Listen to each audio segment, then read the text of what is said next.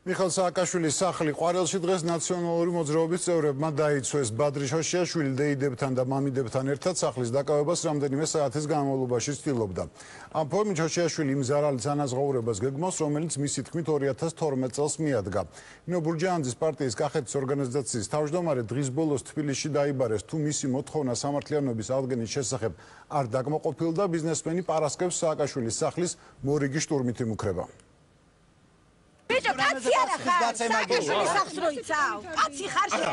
ყვარელში მიხეილ სააკაშვილის სახლის დაცვა ადგილობრივ მოსახლეობას და ნაციონალური მოძრაობის კახეთის ბიუროს წარმომადგენლებს ვალერი შოშიაშვილის, მისი მშობლების, დეიდის, მამიდის და სხვა ნათესავებისგან მოუწიათ. შოშიაშვილმა ჯერ კიდევ გუშინ განაცხადა, რომ სახლის დაკავებას აპირებდა, ისი შესაძლებლობაც იქ შეკრებილმა ადამიანებმა არ მისცეს. ადგილზე მდგომარეობა რამდენჯერმე დაიძაბა. აი ამის მონახარ, აი ამის მონახარ, აი ამის მონახარ.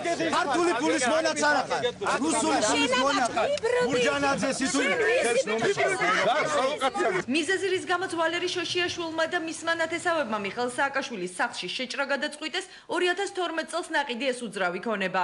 ბურჯანაძის პარტიის კახეთის ბიუროს ხელმძღვანელი აცხადებს, რომ $8,000 შეფასებული გრემის კულტურის სახლი მას ნაციონალურმა მოძრაობამ 700,000 ლარა დაყიდინა. შოშიაშვილი მთავარი პროკურატურის მაშინდელ გამომძიებელს ამჟამად კი ადვოკატ ბექა ბასილაიას ადანაშაულებს.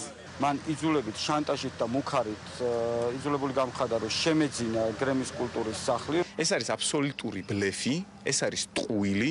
მის საქმიანობისთვის ხელი ერთი დღით არავის არ შეუშლია, შესაბამისად რა ზეწოლაზეა საუბარი. ვალერი შოშიაშვილსა და მის ნათესავებს პრეტენზია მთავარ პროკურატურასთანაც აქვთ. მათი ინფორმაციით საგამოძიებო უწყებაში სარჩელი ბიზნესმენმა ჯერ კიდევ 2012 წელს შეიტანა, თუმცა რეაგირება მის განცხადებაზე პროკურატურას ამ დრომდე არ მოუხდენია. ის დღეს მიხეილ სააკაშვილის ყვარლის სახლში ჩასულ დეპუტატებთან შეხვედრასაც ითხოვდა, თუმცა უმცირესობის წევრებმა შოშიაშვილს აქციის გამართვა სხვა მისამართზე ურჩიეს.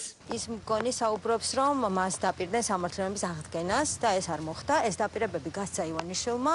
ივანიშვილს აქვს ძალიან ბევრი სახლი საქართველოს ბევრ რეგიონში, რაიონში, ამიტომ მე ვურჩევ, რომ თუ მას ვინმე რამე დაპირება არ შეუსრულა, ესენი ბიზინა ივანიშვილი წავიდეს და მის ერთ-ერთ სახლში შეიჭრას. ეს ადამიანი რომ ხან ხელისუფლების გამოგზავნილია და ეს ხელისუფლება პატრონობს, ხადი იქიდანაც ხდება, რომ ჩვენ პირადად ველაპარაკეთ შინაგან საქმეთა მინისტრის მოადგილეს თალაკვაძეს, მაგრამ როგორც ხედავთ, ერთი პოლიციელი არ გამოცხადებულა აქ. ვალერი შოშიაშვილის ინფორმაციით, მას დღევანდელი აქციის შემდეგ პრემიერ-მინისტრისა და პრეზიდენტის აპარატის წევრები დაუკავშირდნენ და შეხვედრის პირობა მისცეს. თუ მსგავსი შეხვედრა არ შედგება, შოშიაშვილი და მისი ნათესავები მიხეილ სააკაშვილის სახლის დაკავებას პარასკევს